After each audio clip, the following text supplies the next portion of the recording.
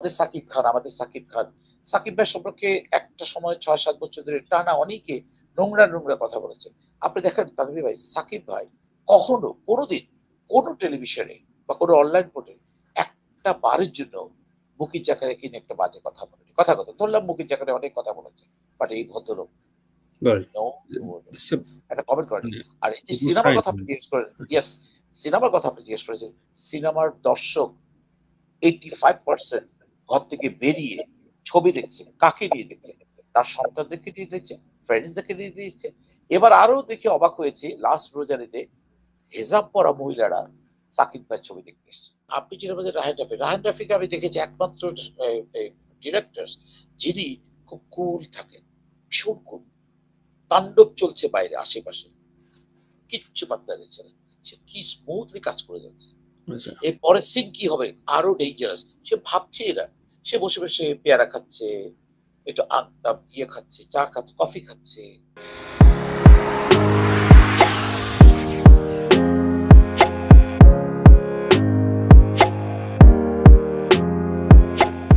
Right, Mukit ভাই, রাহান রাফি অন্যান্য নির্মাতা থেকে কিভাবে আলাদা আপনার চোখে? আর দেখুন, রাফিকে আমি যে জিনিসটা দেখেছি, অনেক কিছু প্রবলেম হচ্ছে কিন্তু সেটে অনেক প্রবলেম। আমি রাফির সাথে প্রথম কাজ করেছি আপনার ব্ল্যাক মানি। সেখানে সারা রাত শুটিং হতো, সারাদিন আমরা ঘুমাতাম। সারা রাত শুটিং হতো, সারাদিন ঘুমাতাম। শুধু আমার একটা সিনে দিনের বেলা চলে যেটা সামাদের সবার, আমি জানি না ব্ল্যাক মানি ছবিটাকে আপনি দেখেছেন কিনা। ওখানে অনেক বড় বড় সুপারস্টাররা কাজ করেছে, সে প্রসঙ্গে যাবো না। কিন্তু আপনি যেটা বলছেন রাহান রাফি, রাহান রাফিকে আমি দেখেছি একমাত্র ডিরেক্টর যিনি খুব কুল থাকেন, ভীষণ কুল। তাণ্ডব চলছে বাইরে আশেপাশে, কিচ্ছু পাত্তা দিচ্ছে না। সে কি স্মুথলি কাজ করে যাচ্ছে। আচ্ছা। এর পরের সিন কি হবে আরো ডেঞ্জারাস। সে ভাবছে এরা, সে বসে বসে পেয়ারা খাচ্ছে, একটু ইয়ে খাচ্ছে, চা খাচ্ছে, কফি খাচ্ছে। কিচ্ছু টাকা আমি কোনোদিন প্যারেশান বলতে যেটাকে বোঝায়, মানে হুম, হুম। ও যে টেনশন থাকবে। আমি না ওর কাছে কোনো টেনশনের ছাপ পাইনি। এতদিন তার সাথে ছিলাম, 19-20 দিন ছিলাম, কোনো টেনশন নাই। এই যে আচ্ছা। আমি যে তাকে একটু করে বললাম 2-3 বার, ভাই আমার সিটটা কখন দেবো, সে হাসে, ভাই রিল্যাক্স রিল্যাক্স। সে যে একগাল হাসলো, আমার মনটাই ভরে গেল। আমি যে রেগে যাব বা কিছু একটা কথা বলবো, কিচ্ছু না। এবং এত বড় বড় আর্টিস্ট আফজাল ভাই আছে, সেলিম ভাই আছে, রাকাত ভাই আছে, এফএস নাইম আছে, সবাই বসে আছি। সে তার কাজ ঠিকই করে যাচ্ছে। এবং আপনি শুনে অবাক হবেন, ঈদ ঈদ সামনে ঈদ, তার আরো 22টা সিন রয়ে গেছে। সে ঠিকই সিনগুলো করেছে এবং সাথে সাথে বোম্বে গিয়ে ওটা কাজও হয়ে যাচ্ছে। এবং সে সে সে তার সম্পর্কে আসলে কমেন্ট করার মতো দৃশ্যটা আমি দেখাতে চাই না। যাক, এবার একটু আসি যে আপনার এই যে নাটক করছেন, র্যান্ডমলি সিনেমা করছেন, সিনেমার দর্শক ঈদ ছাড়া বা সিনেমার দর্শক কি বেড়েছে, বা দর্শকের বিভিন্ন রকম হয়তো, মানে একসময় খুব টিনেজার ছবি দেখতো, একসময় সিঙ্গেল স্ক্রিনে ফ্যামিলি নিয়ে যেত না। তো এখনকার চেঞ্জেসটা কেমন দেখছেন? আপনি তো দীর্ঘদিন ধরে এই ইন্ডাস্ট্রিতে আছেন। ভীষণ। তানভীর ভাই আপনাকে ধন্যবাদ। দুর্দান্ত এবং অসাধারণ একটা সুইট কোয়েশ্চেন করার জন্য। কথাটা আমি এভাবে এক্সপ্লেন করব। রোজারিতে বেশ কয়েকটা ছবি রিলিজ হয়েছে। একটা ছবির কথা বলি, জঙ্গলি। সেই ছবিতে সিয়াম, ব্যারিস্টার সিয়াম এবং আহ, দিঘি ছিল, আহ, দিঘি ছিল, তারপরে আমাদের বুবলি ছিল, অনেকে বুবলি ছিল। ছিল। হ্যাঁ। একটা বাচ্চা মেয়ে ছিল, দুর্দান্ত অ্যাক্টিং করেছে। আপনি দেখুন, এই ছবিটা একটা সামাজিক ছবি। সেই ছবিতে সিয়ামের দুর্দান্ত অভিনয়, বাচ্চা মেয়েটিকে শিক্ষণীয় দেখাচ্ছে, তুমি কোথায় হ্যান্ড দেওয়া যাবে, কোথায় হ্যান্ড দেওয়া যাবে না। ছবি কিন্তু ছবির জন্য নয়। এবং এই ছবির এই ধরনের ক্যারেক্টারটা দেখার জন্য আমি ওই সময়ে যতগুলো টেলিভিশনের বিভিন্ন ফুটেজ গুলো দেখেছি, মারা তাদের বাচ্চাদেরকে নিয়ে এসছে এবং বাচ্চারা স্বতঃস্ফূর্ত ভাবে সিনেমা হলে এসে মারা বাচ্চাদেরকে নিয়ে এসছেন এবং দলে দলে হলে এসছে এবং রিভিউ দিয়েছে। অসাধারণ ছবিছে। আমাদের দেশে এই ধরনের ছবি আসলে আমরা ছবি হলে গিয়ে দেখতে ইন্টারেস্ট দেখাই। এবং হুম। তাণ্ডব ছবিতে একজন দুইজন ছাড়া 99% বলেছে এরকম ছবি বাংলাদেশেও হয়। জঙ্গলি ছবি দেখে, তাণ্ডব ছবি দেখে, বরবাদ ছবি দেখে এসে বলছে হুম। এই ছবি বাংলাদেশেও হয়। আমাদের সাকিব খান, আমাদের সাকিব খান। সাকিব ভাই সম্পর্কে একটা সময় ৬-৭ বছর ধরে টানা অনেকে নোংরা নোংরা কথা বলেছে। আপনি দেখেন তানভীর ভাই, সাকিব ভাই কখনো কোনোদিন কোনো টেলিভিশনে বা কোনো অনলাইন পোর্টালে একটা বারের জন্য মুকিত জাকারিয়াকে নিয়ে একটা বাজে কথা বলেনি। কথা ধরলাম মুকিত জাকারিয়া অনেক কথা বলেছে, বাট এই ভদ্রলোক Right. নো So, একটা কমেন্ট করেনি। মানে আর এই যে equal সিনেমার sign. কথা আপনি জিজ্ঞেস করেন, ইয়েস, সিনেমার কথা আপনি জিজ্ঞেস করেছেন, সিনেমার দর্শক 85% ঘর থেকে বেরিয়ে ছবি দেখছে। কাকে নিয়ে দেখছে? তার সন্তানদেরকে নিয়ে দেখছে, ফ্রেন্ডসদেরকে নিয়ে দেখছে। এবার আরো দেখে অবাক হয়েছে, লাস্ট রোজারিতে হেজাব পরা মহিলারা সাকিব ভাইয়ের ছবি দেখতে এসছে, এবং হেজাব পরা মহিলারা এবার তাণ্ডব ছবি কিভাবে সাকিব ভাই ডান্স করে সেটা দেখাচ্ছে। সারা বিশ্বের বাংলা ভাষাভাষী মানুষজন সবাই সিনেমা প্রেমী মানুষরা দেখেছে কি করে ছবি হল থেকে বেরিয়ে সাথে সাথে ডান্স করছে, এবং উনি কিন্তু হেজাব পরা। উনি এই নয় যে ভারী মেকআপ টেকআপ দিয়ে একদম অন্যরকম কাপড় চোপড়, উনি কিন্তু হিসাব করা। তো উনি ডায়লগ করছেন, উনি গানের কথা বলছেন এবং সমালোচনা করছেন, এবং পজিটিভ সমালোচনা করছেন। Good side. রাইট। এবার একটু আত্মসমালোচনার জায়গায় প্রশ্ন করি। ধরেন অনেকেই প্রশ্ন করছে, ইনফ্যাক্ট নিউ ইয়র্কে আমরা যখন প্রেস মিট করলাম তখন বেশ কয়েকজন গুণী সাংবাদিক প্রশ্ন করলেন যে যে কালার টোন ইউজ করা হয়, যে ধরনের গল্প, যে পরিমাণ ভায়োলেন্স, সেগুলো তামিল থেকে প্রভাবিত। এটা আমাদের সোশ্যাল অ্যাসপেক্টস থেকে এটা একদম টোটালি ফ্যান্টাসির গল্প বলে। সো এই প্রসঙ্গে এই দায়টা কি সাময়িক, মানে এটা কি আমাদের গল্প বলে কিনা, মানে যে ধরনের সমালোচনার জন্য আমরা সমালোচনা করতে ভালোবাসি, ইনফ্যাক্ট যেই কালার টোন ইউজ করা হয় এই কালার টোন গুলো আগে বাংলাদেশের ছবিতে ছিল না। আমি ভালো খারাপ অন্য বিষয়, একটা নতুন মানে ডাইনামিক্স দেখিয়েছে, ভায়োলেন্স এভাবে ছিল না, আসছে। সো আপনি এটা কেমন উপভোগ করছেন? মোদ্দা কথা, আমাকে যদি কথাটা এইভাবে বলতে হয় তানভীর ভাই, ফার্স্টে আমি এভাবে বলবো, দেখুন হলে মানুষ দলে দলে আসছে, এটাকে অ্যাপ্রিসিয়েট করুন, যে অর্থে হোক না কেন।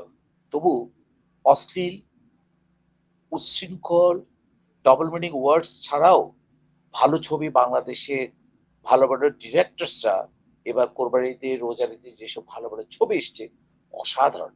এদিকে আমরা একটু অ্যাপ্রিসিয়েট করি, হলের সংখ্যা বাড়াই, এবং যেখানে 139টা হল সেখানে 133টা হলে তাণ্ডব চলেছে, বাকি হলে অন্যান্য ছবি চলেছে, অন্যান্য ছবিরা হলে ছবির সংখ্যা বাড়িয়েছে, যাতে করে বাকিরাও অন্যান্য হলে গিয়ে দর্শকরা ভালো ভালো ছবি দেখছে।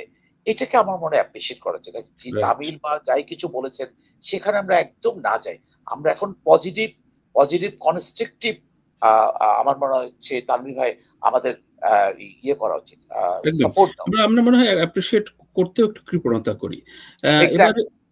এবার আসি যে দেখেন পরপর কয়েক ঈদের ছবি কিছুদিন পরে পাইরেসি হয়ে যাচ্ছে, এবং শোনা যাচ্ছে পাইরেসির পেছনে একটা বড় ধরনের হোতা আছে, যে হোতাগুলো আমাদের ইন্ডাস্ট্রিরই কেউ না কেউ এ ধরনের ইঙ্গিত দিচ্ছেন কেউ কেউ। সো পাইরেসি একটা বড় ধরনের ক্রাইসিস, এমন না যে শুধু বাংলাদেশে হয়, কিন্তু বিগ ক্রাইম। সো এটা কেমন লাগে আপনার একজন তাণ্ডবের একজন মেম্বার হিসেবে?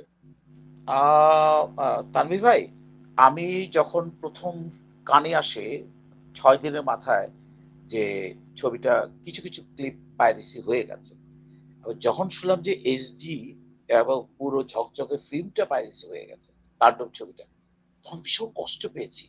রাফি এত কষ্ট করেছে, আমরা সবাই রোদে দাঁড়িয়ে, আমি না, আমার ওদের কোনো সিন ছিল না, কিন্তু নাইমকে দেখেছি, জয়াকে দেখেছি, সাবিলাকে দেখেছি, ইভেন সাকিব ভাই, আপনি শুনে অবাক হবেন, সাকিব ভাই 102 ডিগ্রি জ্বর নিয়ে সকাল 9টা 5 থেকে রাত 1টা পর্যন্ত শুটিং করেছে। ম্যাক্সিমাম সিন গুলো ছিল ওদিন আউটডোর। রাজশাহীতে কি যে গরম, তানভীর ভাই, ইউ ক্যান নট ইমাজিন। এত গরমে সাকিব ভাই 102 ডিগ্রি জ্বর নিয়ে কাজটা করেছে। যদি 6 দিন পরে শুনে ছবি রিলিজের 6 দিন পরে যদি শুনে যে এটা পাইরেসি হয়ে গেছে, তাহলে কার ভাল লাগে বলেন? আমার মনে হচ্ছে দুষ্ট চক্র এবং যারা এটার সাথে ইনভলভ, দুজনকেই দুষ্ট চক্র, এবং যারা এটা নিয়ে প্ল্যান করেছে এটা বের হওয়ার পরপরই পাইরেসিতে ছেড়ে দেবো, তাদের সবাইকে আসলে মৃত্যুদণ্ড দেওয়া উচিত। কারণ একটা ছবিতে কেউ 8 কোটি টাকা খরচ করে, 20 কোটি টাকা খরচ করে, 30 কোটি টাকা খরচ, একটা ছবির প্রচুর অ্যাপ্রিসিয়েশন হয়। তার ওই জঙ্গলি, তাণ্ডব, বরবাদ, তারপরে এখন অনেক ভালো ভালো ছবি, ইনসাফ, ভালো ভালো ছবি এসছে। প্রত্যেকটা ছবিগুলো এত সুন্দর গল্প, এত সুন্দর মেকিং, কোথাও আপনি বাইরের দেশে তার পার্শ্ববর্তী দেশের সাথে কম্পেয়ার করার মতো। পার্শ্ববর্তী দেশের থেকে লোক পর্যন্ত এসে এবার তাণ্ডব দেখেছে, বরবাদ দেখেছে, আমি নিজেই সেই ইয়েটা দেখেছি। তো সো দ্যাট এত ভালো ভালো জায়গা হচ্ছে, সেখানে যদি পাইরেসি হয়ে যায় কার ভাল লাগে বলেন তো ভাই? সত্যি সত্যি। আমি আর বেশি সময় নেব না মুকিত ভাই, দুটো প্রসঙ্গ রয়েছে। সেটা হচ্ছে প্লিজ। বাংলাদেশ এখন কালচারাল অঙ্গনে কাজ করার ক্ষেত্রে কেমন আছে, এটা নিয়ে বিচ্ছিন্ন ভাবে কেউ কেউ বিভিন্ন রকম মতামত দেয়। ঈদে আমরা শুনি প্রচুর মানুষ ছবি দেখতে যাচ্ছে, বৈশাখ উদযাপন হচ্ছে, পূজা পার্বণ উদযাপন হচ্ছে। তো আপনি আপনার দৃষ্টিতে আফটার জুলাই আন্দোলনের পরে বাংলাদেশ কেমন আছে? আসলে একটু পলিটিক্যাল কথাবার্তা হয়ে যায়, আমি আসলে শিল্পী, সেগুলো আপনি একজন শিল্পীর দৃষ্টিতে, আপনি একজন সাধারণ মানুষের দৃষ্টিতে বলবেন। না, আমি প্রথমে কিছুটা কানে এসছে কোনো কোনো জায়গায় কনসার্ট হচ্ছে, গান গাচ্ছে কোনো শিল্পী, সাথে সাথে কয়েকজন গিয়ে বন্ধ করে দিয়েছে। কেউ কোনো কোনো শিল্পী কোনো কোনো জায়গায় প্রোগ্রামে গিয়েছে, ওনাকে নামতে দেওয়া হয়নি, আবার ফেরত এসছেন উনি চিটগাং থেকে। এইগুলো আসলে জুলাই 5ই আগস্টের পরে একটু খারাপ লেগেছে যে ওয়াই শিল্পীদের উপর এই ধরনের এক ধরনের মেন্টাল টর্চার। তো সো দ্যাট আমি যেটা বলবো এইভাবে যে এই টর্চারটা প্লিজ করবেন না। শিল্পীদের আসলে কোনো দল নাই, শিল্পীদের কোনো পলিটিক্স নাই। যারা করে সেটা তাদের ব্যক্তিগত, কিন্তু করা উচিত না। শিল্পীর বলতে কোনো দল থাকা উচিত না। শিল্পীর একটাই দল, সেটা হচ্ছে জনগণ, যারা আমাদের ছবি দেখে, যারা আমার নাটক দেখে, যারা আমার বিজ্ঞাপন দেখে, যারা আমার গান শুনে, তারা হচ্ছে আমার দল, আর কেউ থাকা উচিত না। তাহলে একটা সংযুক্ত প্রশ্ন করি, শিল্পীদের অবশ্যই দল থাকা উচিত না, কিন্তু দলের দাসত্ব তো হয়তো কেউ কেউ করে ফেলেছেন, হয়তো ভুলে বা সে সময় প্র্যাকটিসে। তার মানে এটা নিয়ে একটা শিক্ষা নেওয়া উচিত আপনাদেরও, যে ঠিক প্রশাসন বা প্রভাবশালীদের কাছে থেকে আসলে পরবর্তীতে শিল্পী হিসেবে খুব বেশি উত্তরণ সুবিধা করা যায়। সুবিধা সুবিধাগুলো যেভাবে নিচ্ছেন সেটা নেওয়াটা ঠিক না। আমি 5ই আগস্টের পরে আমাদের কিছু কলিগসদের সম্পর্কে যেটা কানে এসছে, খারাপ লেগেছে। আসলে এই ধরনের বড় বড় সুবিধাগুলো না নেওয়াই ভালো। শিল্পীর মতো থাকা উচিত। মুকিত ভাই, আপনি এখন প্রচন্ড ব্যস্ত একজন অভিনেতা, কর্পোরেট ব্যক্তিত্ব, তো জনপ্রিয়তা কেমন উপভোগ করেন? মানে তাণ্ডব ছবি করার পর যে হারে আমেরিকা থেকে আপনি যেখানে অবস্থান করছেন সেখান থেকে যে পরিমাণ অভিনেতা অভিনেত্রীরা ফোন দিয়েছে, পাশাপাশি চমৎকার কিছু ভালো দর্শকরা ফোন দিয়েছে। আর বাংলাদেশের কথা নাই বা বলি, অসাধারণ অসাধারণ ভালো, বেশ ভালো সাড়া পেয়েছে। Thank you Rahan Rafi, thank you Sakib ভাই, কারণ সাকিব ভাইয়ের এখানে একটা বিরাট ভূমিকা আছে। সো পেমেন্ট কত বাড়ালেন? লাভ ইউ ব্রাদার, এটা বলে ইনকাম ট্যাক্সের ঝামেলা ফেলে দিয়েন না। আর তারপরে আপনার মতো চমৎকার মানুষকে বাংলাদেশ মিস করছে। আপনি কবে আসবেন? অবশ্যই, আমি আমি আশা করছি সেপ্টেম্বর নাগাদ আমি দেশে থাকবো এবং আসুন, আপনার সাথে আর সরাসরি অবশ্যই দেখা আড্ডা হবে, হবে। হুম আড্ডা হুম হবে। আর মাহবুব মঞ্জুর সম্পর্কে, আপনার কাকার সম্পর্কে যেভাবে লিখেছেন, হ্যাঁ আপনাকে হ্যাঁ, স্যালুট ভাই। অসাধারণ। আপনার কোন লেখা আমি পড়তে চাই। কারণ আমি থ্যাংক ইউ। আপনার লেখা যখনই পড়ি ভাল লাগে। আর ভালো অবশ্যই থাকবেন।